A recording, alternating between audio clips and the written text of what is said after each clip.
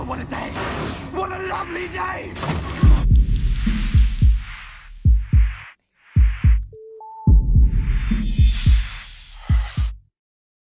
Hi, I'm Nathan Oakley, and over the course of the next hour you will hear a radio broadcast that was broadcast out in the States on Monday the 18th, or for us in the UK when we did it, Tuesday the 19th, but Monday Night Raw with Jeranism, which went out on TFR radio. So I will put you onto my screensaver and without further ado give you some of that broadcast. I'll also leave a link to the full broadcast in the info box below this video.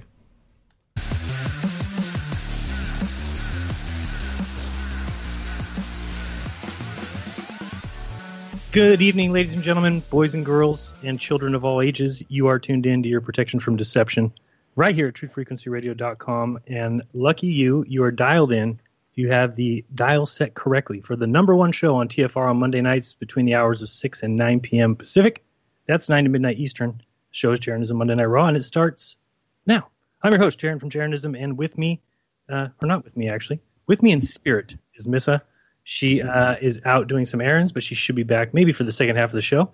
So you don't just get to hear me, though, because I know that would upset you and you'd probably cry, and we don't want that. So what I did is I went out and found two of the best. I don't think they've ever been on the show, either one of them, but they are Nathan Oakley and Anthony Riley. Are you guys there? Yeah, man. Awesome.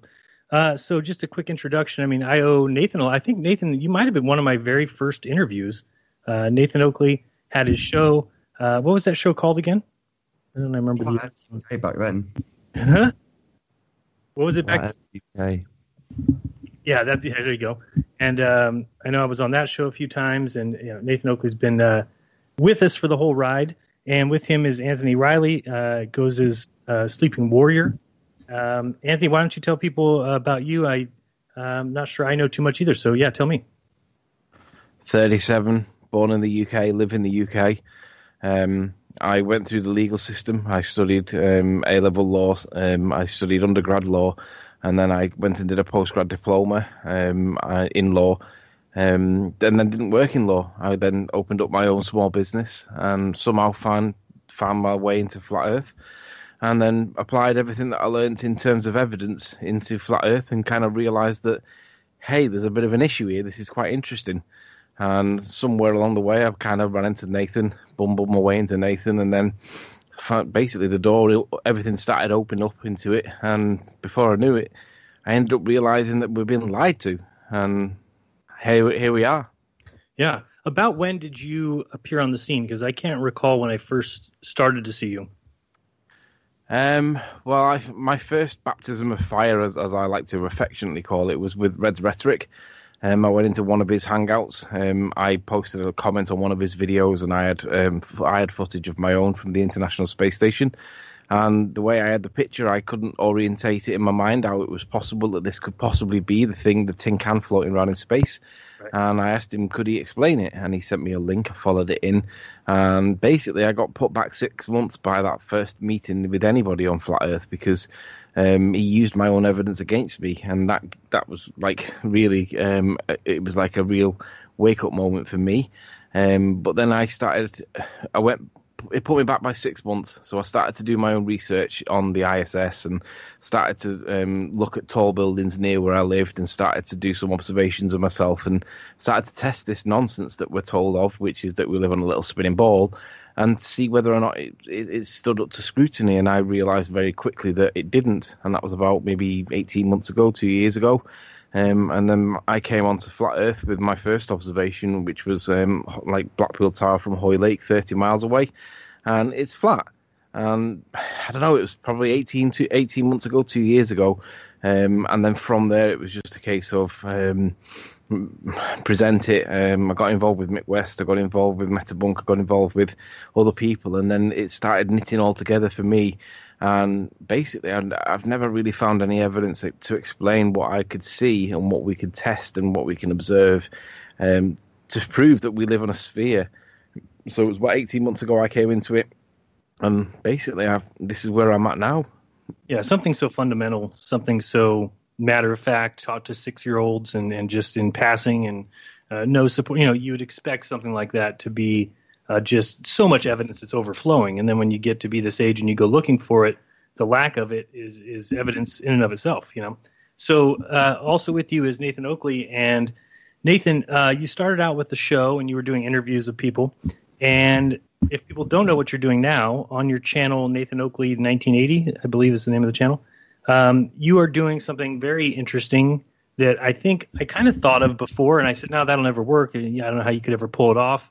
And even when you started it, I have to say that I thought, oh, this will never last. It's just going to be a kind of fly in the pan kind of thing. And I don't know if it's been a year or how long you've been going, but Nathan is providing a platform for open debate. So, Nathan, why don't you tell everybody about what made you try that and how you've been able to stick with it? Well, I mean, open debate is probably a bit of a loose term in that regard. It's open to the public. Anybody can join, but you do have to contend with me and Anthony most of the time. So kind of open to a certain extent. But yeah, I mean, it's been maybe 6 months of battling trolls, because having an open platform means that people want to shut it down and join and play pornography or swear or whatever they can to disrupt it. Well, and I got to tell you both, you guys, thank you from me, because it was coming at me from every angle. It got to the point where I'm not going to look at comments anymore. I just couldn't do it. I'm just going to leave them. But come to find out, a lot of what you're doing is kind of taking some of the pressure off me. So thank you very much for doing that. Well, yeah, exactly. It's kind of the reverse of most people's psychology, which is kind of get these horrible, evil people away from me, whereas I'm kind of embracing them and going, come on, give us your best evidence. Yeah, and bring them over. It works. It seems to be working now in our favour as flat earthers, because I think, especially at the moment, more Anthony and a few others than me have stumbled upon just an absolute devastating part of their argument. And it's complicated, I'm not going to lie, but by the same token, it's not complicated. It's actually quite basic. And we're basically sort of showing people the magic trick and the how of that magic trick, which isn't the most important part of the story for most people. For most people, the most important story, the reason for the story is the why of the story. You know, why have a lie about the globe? Whereas in this instance, we're looking at the how. How have they actually deceived us? And you guys a second ago were talking about the ISS. Well, that's kind of their air defences for the globe in terms of the surface level stuff. Whereas this is the thing we've been looking at is the ground level stuff. So Anthony mentioned about debating with red rhetoric, and you guys won't have to, in the audience that is, won't have to look very far to find people debating about how much you should see in a photograph from Jesse Kozowski or from Joshua Newicki or from Anthony or from anybody else, where they just literally take a picture of something and say, right, this is how much of the world I can see. It seems to be completely flat. And then what do you know? They come up with some mathematics to show how your observation of the seemingly flat world isn't actually flat. It seems to be curved according to them. And you can't wrap your head around, how are they doing this to me? It seems flat, but yet they're using mathematics that show that it isn't. So it's a bit of a mind bender. And that's how a lot of the debates have gone. Now, at this stage, we're already well past the fact that we found out that they're assuming it's a sphere from every which way. So no matter which proof you find with a sphere Earth, you tend to find that there's already a presupposition in place, and that would be the R value. But we're already kind of accepting that and then, humouring them, allowing them to beg the question of R. Yeah, clear how the discussion goes. Just so people know what you're talking about, he's talking about the R value, meaning the radius of Earth, which is obviously needed for most of their assumptions or most of their calculations. You have the radius of Earth because you have a sphere and you've got that distance between the center of the sphere and the surface. And what Nathan and Anthony have started to do is call people out for the evidence of that radius. Because if you think about it, we've only dug 8 miles deep at the most, if you believe that. The oceans are at the most 9 or 7 or 8 or 9 miles deep, as far as we know. So therefore, they've got a radius of 3959. Where is the evidence of that radius? And usually, what we're finding out is that it's an assumption. Correct? Exactly. It's based on sticks in the ground from a couple of thousand years ago, if that story is true at all. I know you guys on this show have been looking at things like the deception of history, full stop. Right. So, if that's true, which I don't think it is, then yeah, it's based on a couple of sticks in the ground from a couple of thousand years ago, and that's the science behind it. According to these guys, it's laughable when you dig into it. So yeah. And the other thing I thought you guys have done well, and we'll get into the details of the perspective issue, but I mean, from my just an outsider's point of view, two things. Number one, I don't know if you went to debate classes or how you in 6 months got so good at debating. I don't know if it's just from practice, but it seems like you're a different person, really. And then also like Arwen. Arwen's the same way. I mean, I remember listening to him 6 months ago and thinking, oh, this poor guy, he's going to get he's going to get knocked around in there. And he kind of was. And now when I listen to him, he's doing awesome. So, I mean, that's really impressive to me. I never took debate in high school. It's something I wish I would have because I think it's important I like to debate. I like to, mix it up. But I don't know the methods. I don't know, the wordings. It just seems like you guys are really nailing it. So what is it that's gotten you to pick up on that end? Is it basically just practice? I think it's the Hank Hill story, Nathan. To Anthony, because originally the format I sort of thought was I wanted to show people how the globe heads obfuscated every single point, and by sort of showing the audience how that was happening, I thought I was doing a good service. Look, this is how they obfuscate every single point we ever have. And at some stage, Anthony took me to one side and just said, "Don't do this anymore. Don't let them get away from the point and obfuscate it whenever there's a winning point. Try and take a bit more control." So I said, fine, that's absolutely fine by me. I can do that. And in terms of how I could do that, again, I'll give credit to someone else, JLB. He basically highlighted how to use certain debating tactics and spot other people's logical fallacies. So he just highlighted them in a few different videos. And I paid attention because I was debating in the comments at the time. This is a few years back. But yeah, you're absolutely right about Arwen. He's come a massive way, and I think it's because of just doing it. It's just being a baptism of fire, whatever you want to call it. It's been dragged through the mud, and now 6 months later, you go, wow, this concept with perspective. Arwen's been describing it really well for about 2 or 3 weeks, and everyone's ridiculed him. And now I've caught up and gone, oh wow, I've listened back to a couple of old debates and gone, oh wow, Arwen had this right. And he was being called, slant earther and all this. But yeah, it's really down to Anthony pushing me to not let the Globers obfuscate every single point. Well, yeah, it came from an example with Hank Hill. And what happened was we were talking about the distance to the sun. Now, obviously, everyone knows the 93 million mile distance. But Hank was talking about this element of the discussion with Paper Explanator. And his point was, how do you know the distance to any of the celestial bodies? And Paper Explanator had started off with a point. And you know what it's like, they obfuscate to death the point. Hank had spotted that he was obfuscating initially and reeled him back on topic. But then somehow we managed to continue the obfuscation, and Hank lost interest in the conversation, and the point then was lost. And I just said to Nathan, listen, Hank was winning that point there. His toes were to the fire. Perhaps it's better that, given that we're minorities, perhaps we should keep it on point when it's obvious that we've got these guys cornered, and we can win the point. We can win that debate. And Nathan thought about it, and he was like, yeah, okay, we'll try it. So we used the next few Hangouts to test it and to see how we could do it. And basically what ultimately happened was Nathan metamorphosized from a caterpillar into a butterfly, but obviously in doing so destroyed a lot of their arguments that they continuously obfuscate all the time. Because it's obvious now that they don't even know the distance to the sun. Where did it come from? And there is no answer. No one knows where that distance come from. So any flat earther can ask any ball earther, where did it come from? Put the toes to the fire, let them come up with something, and it'll always reference an astronomical unit.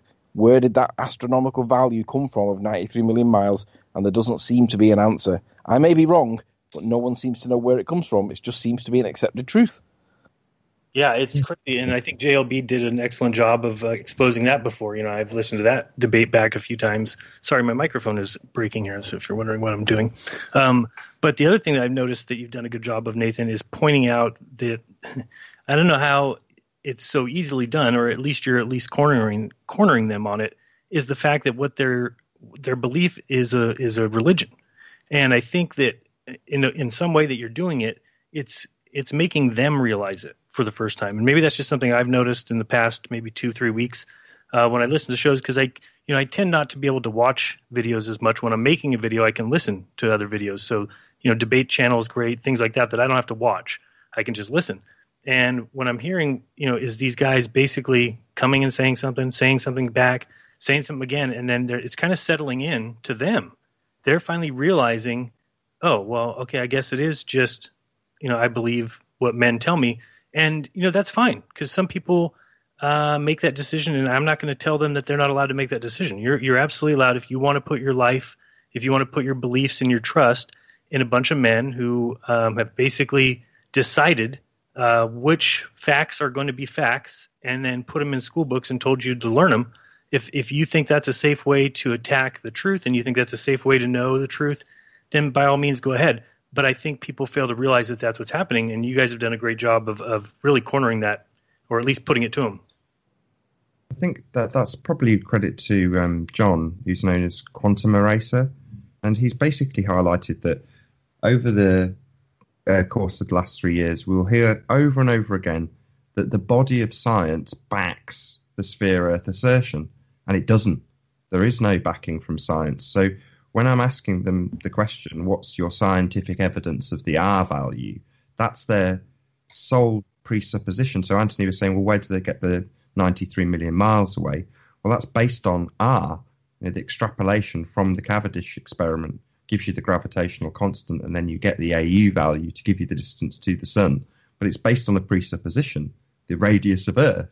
And back to sticks and shadows, that's where we get it from. So when you start asking them, what's the scientific evidence, and they give you that, you can rip it to pieces based on the scientific method, the actual application of science, and say, well, right, well, let's have a look at it. Let's work out what this actually does scientifically. Can you formulate a scientific hypothesis? Can you actually observe a phenomena? And most of the time they fail at the first step. There isn't actually any observed phenomena. They conjure one, things like gravity. Go ahead, I was saying right. Hello? Sorry? I lost you. Go ahead. That's it. They essentially conjure out of thin air a phenomena, and it's an affirming the consequence. So an example of this, again, this is Quantum Eraser, who's sort of explained this to us on the debates, or at least on the flat Earth side, an affirming the consequent formal logical fallacy. So you've got, if I eat a full 12-inch pizza, I am full. So therefore, if I am full, I have just eaten a 12-inch pizza. Yeah? So it's an affirming the consequence. So they would say, if gravity exists, then objects of mass will attract one another. Objects of mass will attract one another, offer up the Cavendish experiment, therefore gravity. So in other words, they're affirming the consequent. The same principle applies almost every time when they try and give you anything that says that they have measured the Earth. They will start with the presupposition that it's a sphere, and then say, well, I go to the horizon and measure the dip angle. Well, the dip angle of what? Well, of the sphere Earth, of course. Right. So they're already assuming they're on a sphere before they've done anything. They already know they're on a sphere. And when you say, well, what's the sphere value that you're already presuming we have? Well, it's based on the R value. That's based on the radius. So it's always coming back to this same value, the R value. And that's what's mathematics for working out how much things should be obscured. It's all based on R. And that R has no scientific backing to it. It's just an assumption. Right. No, and that you've done a great job of showing that. And, that goes to so many of the experiments of old. The Cavendish, like you mentioned, if people don't know what that is, look that up. Basically Cavendish went in his shed and set up some torsion balance with 2 lead balls, and then put telescopes through the walls, and then looked and determined that the number for big C is 0.000000062 whatever. So it's pretty funny that nobody asked the question of, well, what were the walls made of? What was the ceiling made out of? Everything controlled? We're talking about 300 years ago. So what's happening, and what I think happened, is they handed these guys the figures, the mathematics, and said, go do a test that shows this. And that's what you're talking about. They needed those numbers to be the answer. And so that's why, have you ever heard about the first measuring of the speed of light? Basically there's a guy, this is before light bulbs, and he shot lights off of mirrors like several miles away. It's just ridiculous that, we're told these things and to believe these things. And so, I think that once we get people to look at how they got to these answers, and then they'll realize, and I think you have to go through, I know, Anthony, you've done a ton of research too, that you have to do that kind of research to start to see things just appear. It's not a matter of, okay, well, I think that the earth might be flat or it might be round, so I'm going to go measure this water, and I look over it, and now there looks like there's a little bit of curve, and then you think that the earth's a globe. If that's all I did, then I would think that too. And if there's so many evidences of the globe Earth, but they've all been handed to you and told to you and taught to you, and the more we dig into them, they're not evidence at all, and they're certainly not proof. And so I think that what you guys are doing is really exposing that. When we get back from the break in a little bit, I want to really break down the idea of perspective. And I did talk about it not last week, but 2 weeks ago, and put out for the entire 3-hour call, I had an open challenge for any Glober to call in and debunk it. And we had 0 calls. So we had other calls, but nobody calling that wanted to debunk that. So I thought that was interesting. Basically, I just laid it out there like we've talked about it before. So we'll get to that when we get back. But what's some of the other things, Nathan, that you've seen or some other happenings? Why don't you tell people about the interaction with Mr. Mick West? Okay. Yeah, that was an interesting one because we came across this perspective angle and just started to attack Mick West based on the calculations that he put out there. And like with all the shows, the link's public, anybody can join, and Mick West watches the show. Doesn't often say anything in the chat, but we were then calling him out and saying, your mathematics are a farce, and after you beg the question of R, so we're already well down this begging the question fallacy at this point when we're into the calculation, which maybe before the break, that's probably the point that I should leave this on rather than sort of going into Mick West coming in to defend his absolute nonsense mathematics. But that's exactly it. You kind of get the point across that you're already into begging the question when you use curve calculators. The clue is in the title. It begs the question. It's called a curve calculator. So every single outcome that calculator gives you says the Earth's a sphere. So it doesn't matter what values you put in. You can put in any values, right, and the answer it gives is always sphere. So it always begs the question. And that's kind of where we were starting with Mick West. But we went on to getting him in based on the total omission of perspective calculation in his calculator.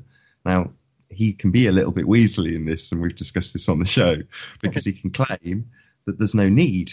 He doesn't have a target in the calculator, therefore shifting the blame from himself onto every single person who's ever used the calculator ever, because they've all got it wrong. They've ignored perspective from the calculation. And right, the calculator forces that to be an issue of the user. The user needs to address this in the target that's pumped into the calculation. So he can kind of weasel his way out of that. But we didn't let him. We held his toes to the fire anyway and said, you're basically lying to the world using these mathematics. And the way you've done it is to exclude perspective. Anthony, tell him about the beginning of that conversation where you pointed out something I thought was really a good find, that he had a link in that calculator, and just tell people a little bit about where that link went and where it should have gone and what in the world reason did it go where it went. I'm not sure what you're referring to with the link. You're on about the International Standard Atmosphere? Yep. His 7.6R is based on, it's based on a geometric curve. 7.6 of the radius of the Earth. So the radius of the Earth is given the value of 6.6. So he adds 1/6 on top of it and bends light to that effect. And he claims that it's based on the International Standard Atmosphere, which he gives a link on his curve calculator. But when you open up the link that he claims that his 7.6R is based on, there is no word radius in the link anywhere. There is nothing to do with 7.6 or anything to do with what he claims the 7.6 geometric curve is based on. Is not based on that whatsoever. When you open up the link, it gives 4 variables. You've got pressure, you've got density, you've got the gas law in molar form, and you've got one other one. I can't remember what the 4th one is off the top of my head. But they're the four variables that fluctuate, and they are a continuous solving of the equation that is presented within the ISA, the International Standard Atmosphere. So he claims that it's based on a link that it absolutely bears no resemblance whatsoever to that which he's claiming, which is a geometric curve. So it's got nothing to do with it whatsoever. And I said to him, well, why are you linking to a document that is not, it's not accurate whatsoever?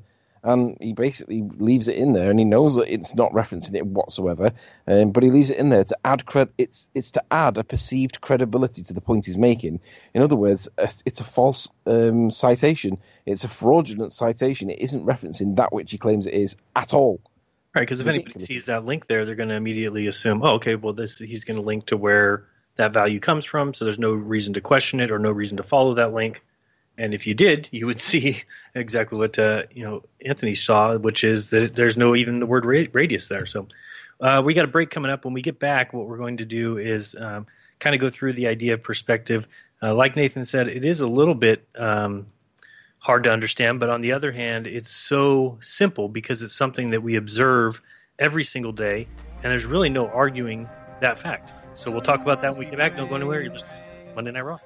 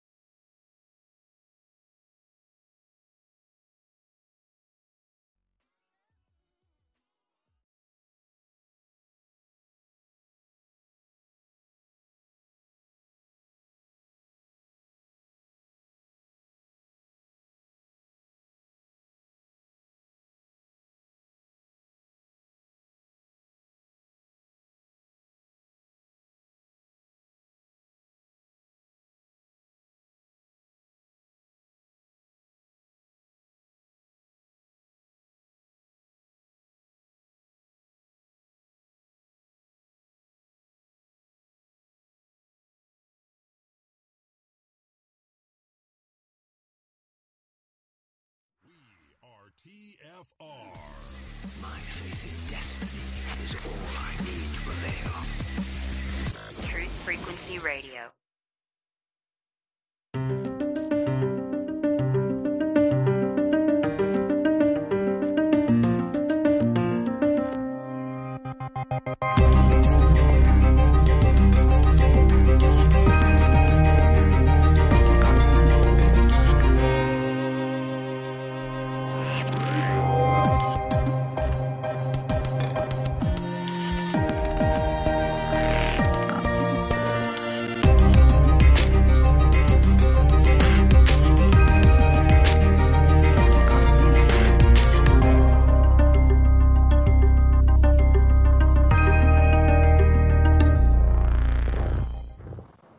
All right, welcome back. I just spent the entire commercial break trying to fix my microphone and still didn't do it.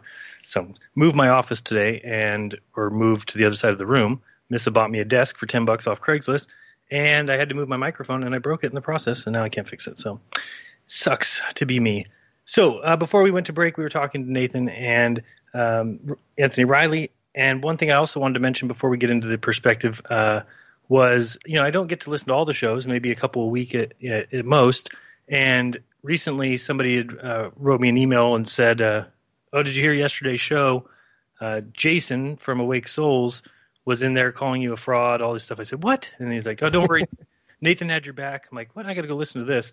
And I was pleasantly surprised. Thank you, Nathan, for coming to my rescue, because basically this guy's just in there making ridiculous claims like I've faked the Kanagawa observations, which aren't even my observations. They're off of a website where tons of people have done it, hundreds of pictures.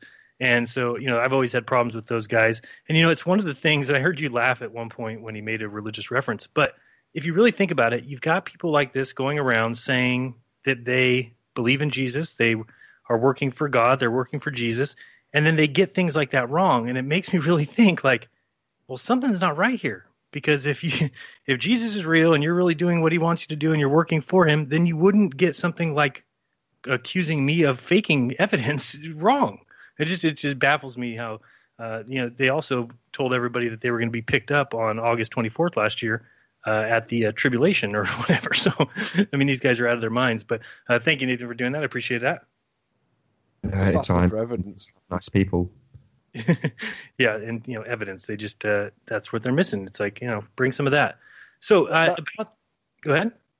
That was when I realised that he was actually having a proper go at you. I remember watching that video that you brought out on Canagoo, and I remember at the time, I can't remember the exact website, but I remember it was an external website that you went to reference it, and I think it was something to do with photography, if I remember correctly. But whatever it was external. It wasn't Jeranism.com. It wasn't something within Flat Earth. It was genuinely independently external.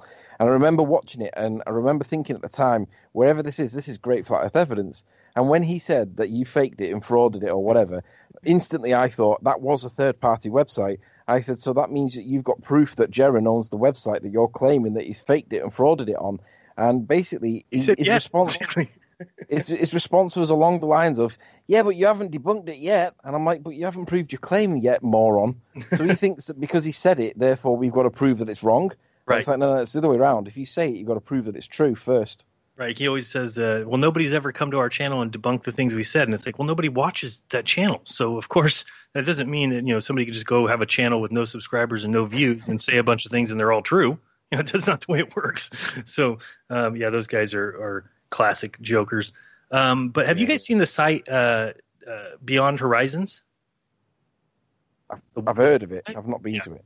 Yeah, you should go there. Check it out. It's a website. They obviously don't seem to be affiliated with Flat Earth at all, but what it is just a website where people can submit photographs that they've taken from, and it's a really good site because they give the location that they were at. Usually it's in kilometers. I don't know why you people over there cannot get your stuff straight and get onto the Imperial system, but they give you the distance that they are away from the ground. They give you the their altitude. They give you the distance to the mountain and how tall the mountain peak is.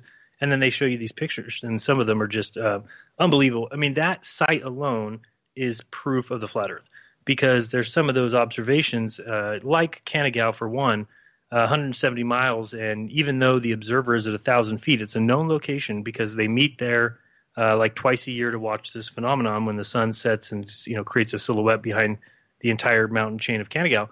And so it's 1,000 feet, and the height of Kanagawa at its peak is about 9,200 feet. And from that, the distance of 170, there shouldn't be any of that mountain shown. And so, whenever you get in these conversations with these ball believers, they'll always say, yeah, but you can't see the shore. It's like, yeah, I know we can't see the shore, but let's get on to the important point here which is you shouldn't see any of that mountain because it's blocked by the curvature of the earth. Yet you see not just the very tip of the mountain, but you see the entire mountain chain, including mountains half the size of it. It is so evidence. And then I love how Nathan puts this, but if you're going to believe in the globe at that point, you then have to believe in magical levitating mountain chains, which cannot be shown in any kind of evidence. It can't be shown in any experiment. It simply must be because there's got to be an excuse. There's got to be a reason why you're seeing something that isn't there. So it must be a mirage, and that's why I put that at the beginning. Yeah, what you see here is a mirage, right? Right, exactly. And that was one of the big things for me, too. At the beginning, I said, why are they calling that a mirage? We know what a mirage is. We know what a mirage looks like. So why would you say that these buildings, which are there, they're displayed for you perfectly at the horizon line? Granted, that the bottom third of those buildings are cut off by what appears to be water. And so what the Globers will go to is they'll just point that out and walk away from the fact that none of the buildings should be seen. So, that's how they get away with it. So in talking about that, this goes back to, it was probably a year ago, and I could probably find you the exact Globebusters show, but John actually brought it up. John showed a picture of a sphere Earth, or actually just a picture of a circle, the orthographic side-on view, and showed a mountain, and then showed a person and said, we're not taking into account that the mountain gets smaller with distance. And I looked at that and I said, okay, I see what you're saying. And I said, let me get back to you this week. And I looked at it for a little bit and just said, and I think it is. I think we are accounting for it. And I kind of dismissed it and it went away. I never heard about it again. And then the morning that you were talking to me, and I told people the story, but it's funny because I sat there and kind of argued with you for a little while and said, no, you're not right. Nope, I don't think so. Nope. And then it kind of started to sink in, and then it hit me. And I'm like, dude, you're right. And so the first thing I did was I ran inside and woke up my wife. It's what she always gets woken up with, my crazy guess what I just found? And I woke her up and I was trying to explain it to her, and she just kept shaking her head and said, nope, that's not right. No, it's not that way. Yeah. And then I finally got, I said the way that if something gets bigger in distance, then that would matter, right? She goes, yeah. And I said, okay, then the opposite has to be true. Something smaller, if it gets smaller with distance, has to be accounted for. And she sat up in bed like a pop-up book and said, you're right. You're right. Yeah. I said, yes. Then I went out in the garage and called David Weiss. And David Weiss, for 5 or 10 minutes, was telling me, nope, you're wrong. Nope, you're wrong. And I was explaining to him a different way. And then finally he's like, you know what? You're right. And it's just funny because it seems like how everybody has to take it. But tell everybody how it started and kind of what your theory, hypothesis, or thesis is. Well, Nath, if I could lead and then you could do the details afterwards. Yep. Basically, it came to me. We had a guy on the debate called Al Kay, and he did an observation that was trying to debunk Del from beyond the imaginary curve. And basically, what he was observing was a mountain of 1,100 feet from 38 miles away. And that rung a bell with me because I know that my observations were about 30-something miles away. And I'm thinking he's just going beyond that which I can already see. But he's got something at 1,100 feet. I thought, that's going to be behind the curve. Now, when we did the curve calcs on it, according to the Metabunk website, it was the tippy tops of it should be visible, but only the tippy tops of it, and that would be a little triangle, and it would be sat on the horizon. And the guy's got the whole rock on screen, and he's arguing that he couldn't see the lighthouse on the beach, which is only about 70 feet tall, and he's claiming that this is curvature and therefore proof of the Earth, the sphere Earth. And I'm thinking to myself, this is ridiculous. This is you're looking at the whole mountain, you moron. So I did a bit of research into it, and I was looking into it. And what I'm about to say now, I'm going to start with a disclaimer, because not everybody's going to get it straight away. It is obvious when you realise it, but because we've all been indoctrinated by this nonsense geometric curvy thing on the Metabunk website, what I'm about to say is putting it in a totally different perspective. And that perspective is our perspective. So if you don't get it straight away, it's fine. If you're a baller, you probably won't get it. If you're a flat earther, it may need a little bit of persuasion and a little bit of explaining it in a different way. But essentially, you may not get it straight away, and if you don't, that's fine. But when he was doing his presentation and claiming that this is matching the sphere Earth and all this, and I was looking at it and I was thinking, this is ridiculous. It came to me whilst we were on the show, and I was trying to, because there's no science for a flat Earth, all the science is based on sphericity. I'm trying to explain a concept that I've got in my head, and I wasn't able to articulate it in a way that was coherent and that even Nathan understood. Because Nathan disagreed with me on a point that we actually agree on, because he thought I was making a different point, when I wasn't. It was just I wasn't expressing myself properly, because, again, there's no science on a flat Earth.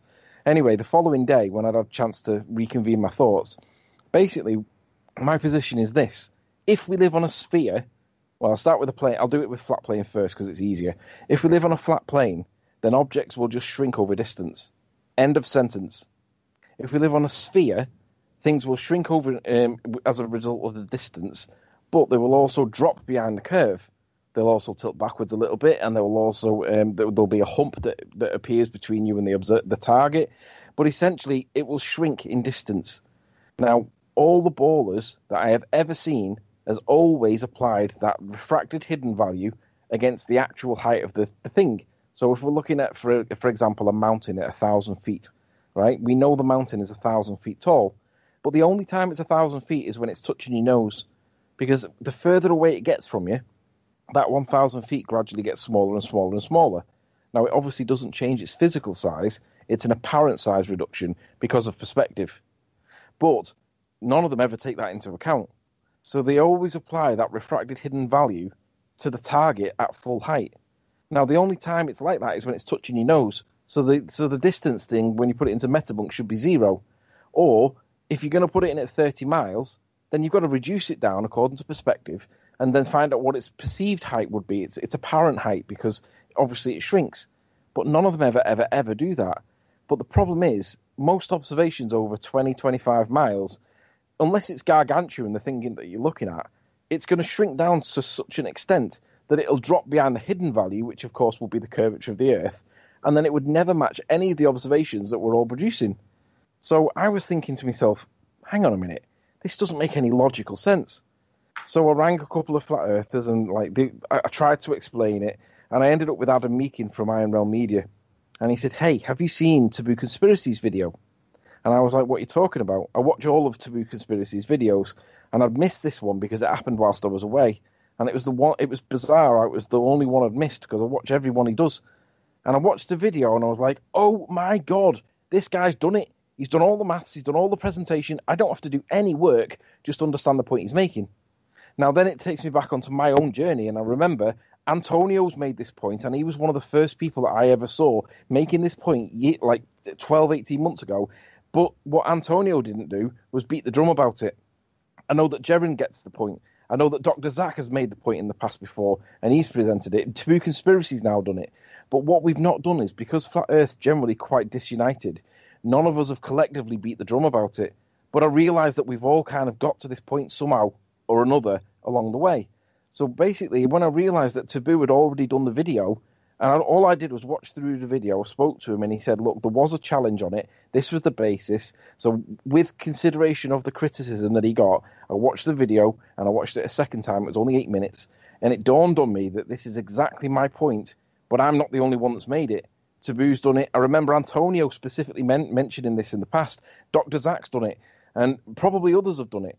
And what I realised was... Jeranism, we haven't... can I just get in? Sorry to interrupt. Yeah. So, this is months ago, and you will remember this, Jeranism. You made a video about Jesse, and he was pointing a theodolite, and I think it was another theodolite on the other side of a body of water. He's at about 300 feet, and you took his video, and as he's doing his explanation, you interrupt him in the edit and go, while he's saying because of, presumably, I didn't actually hear his original video, but he was presumably saying something along the lines of, because the Earth drops at X, Y, blah, blah, blah. Mm-hmm. And you interrupt him and say it's because of perspective. Right.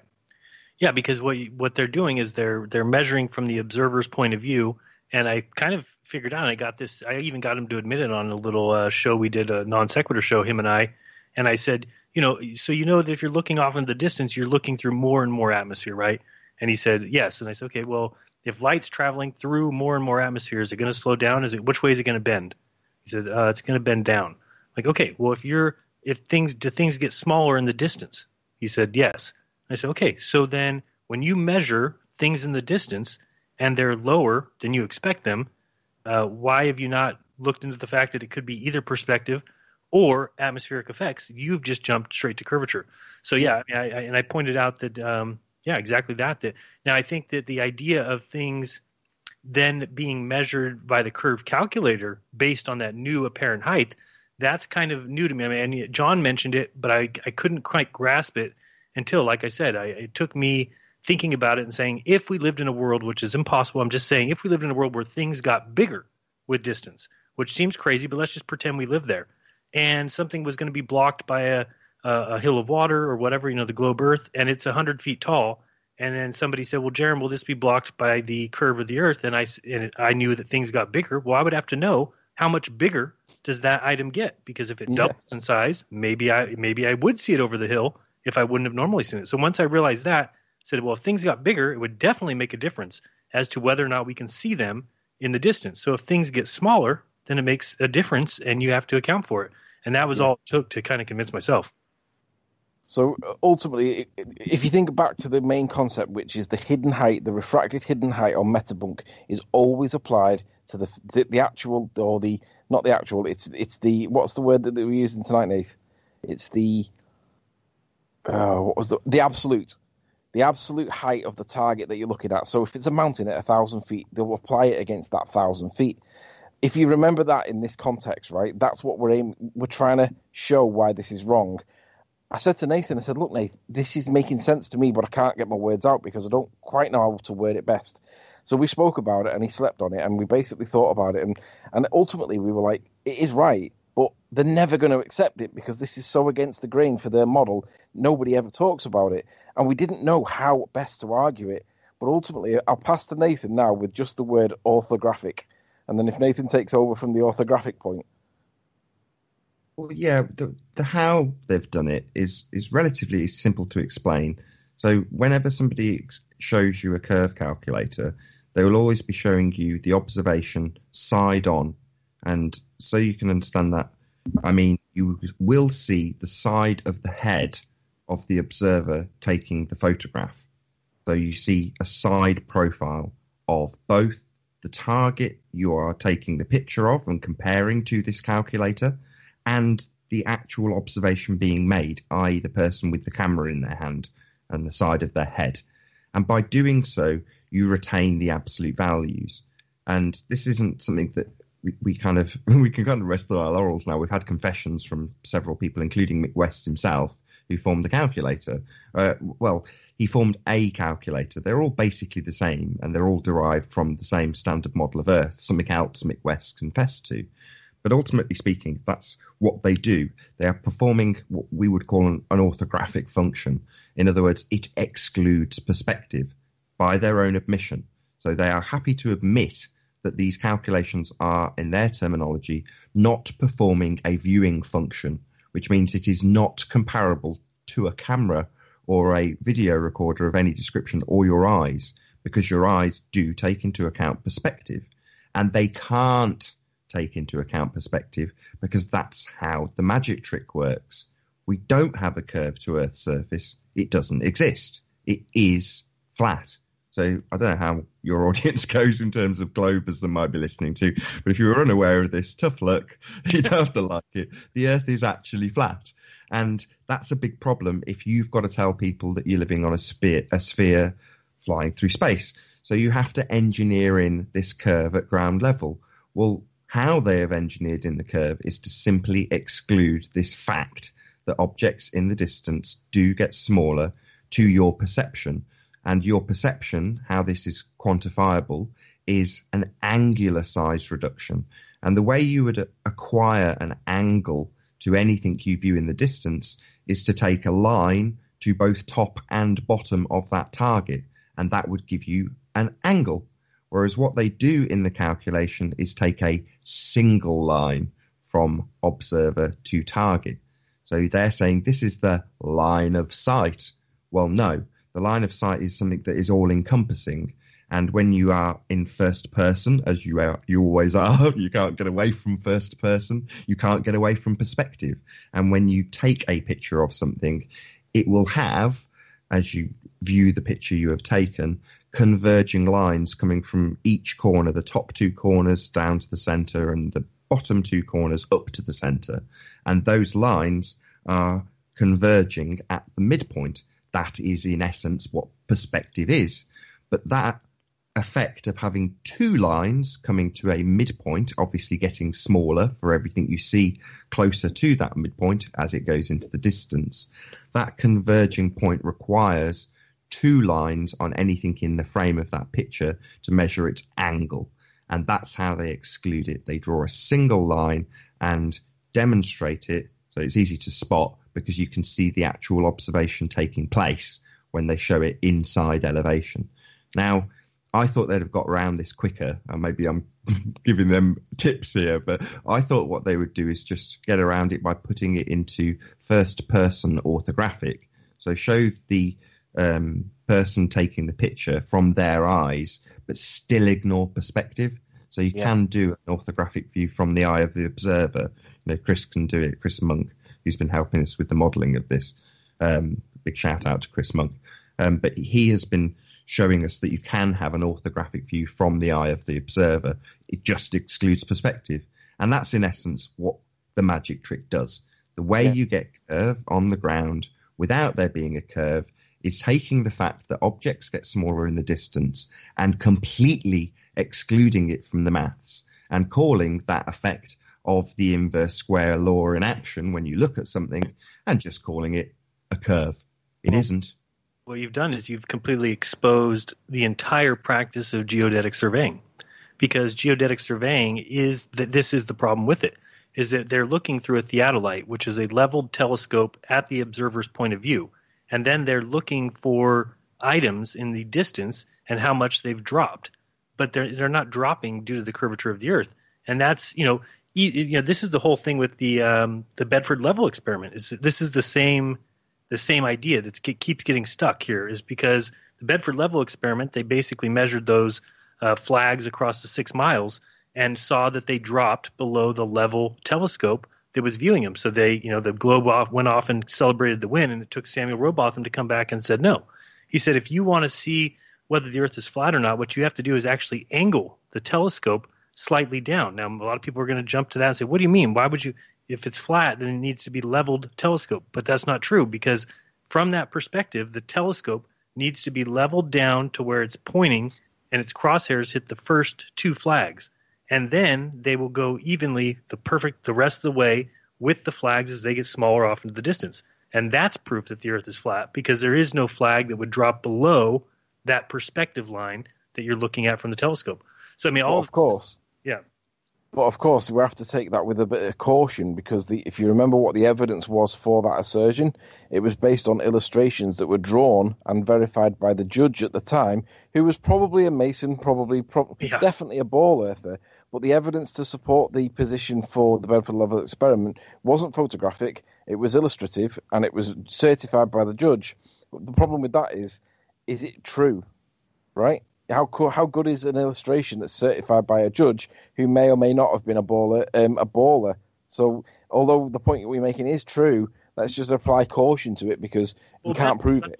Bedford level came out as the Globe 1.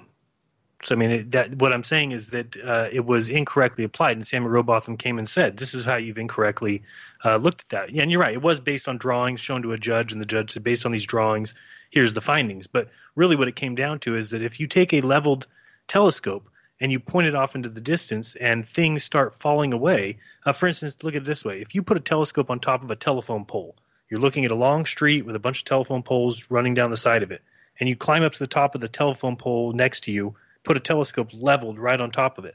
If you look through that telescope, the telephone poles in the distance will fall off the crosshairs of that telescope. The reason why is because the telescope doesn't know about perspective. It doesn't know that things get smaller with distance. The telescope is looking at its little tiny circle. That's its entire world, is what's in that little circle. So when things start falling away, we have to be smart enough, and those guys laugh at me, Jesse Kozlowski and all them, because I keep telling them, you have to tell the telescope that things get smaller with distance. And they laugh and have all kinds of great old time with that, because they don't understand what I'm saying, which is things get smaller in the distance, and our telescopes don't know that.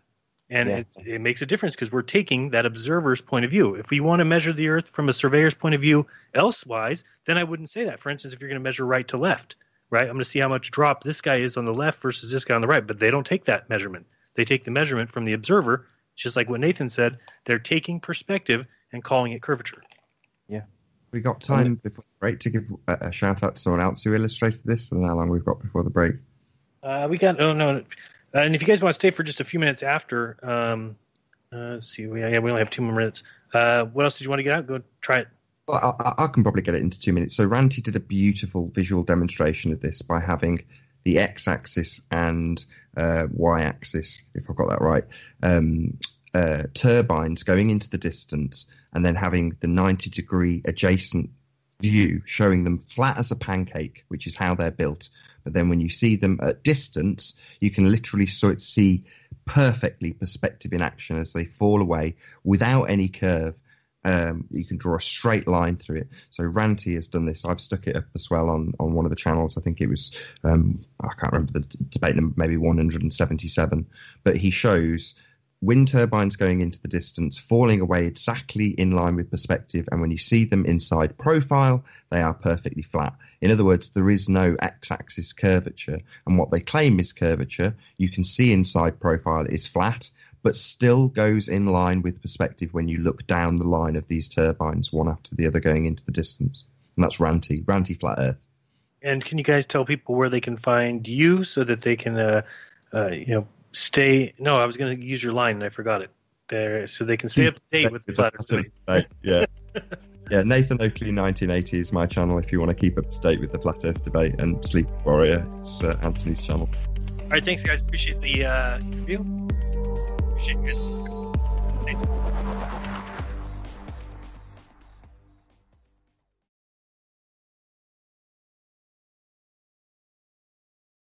So I hope you all enjoyed that TFR radio broadcast, and yes, thank you massively to all the people who hit the super chat. Hopefully you'll share this show and subscribe if you've not done so already. Massive thank you to Jeren for having us on that broadcast. I've been Nathan Oakley, and I will see you all in the next video. Oh, what a day! What a lovely day!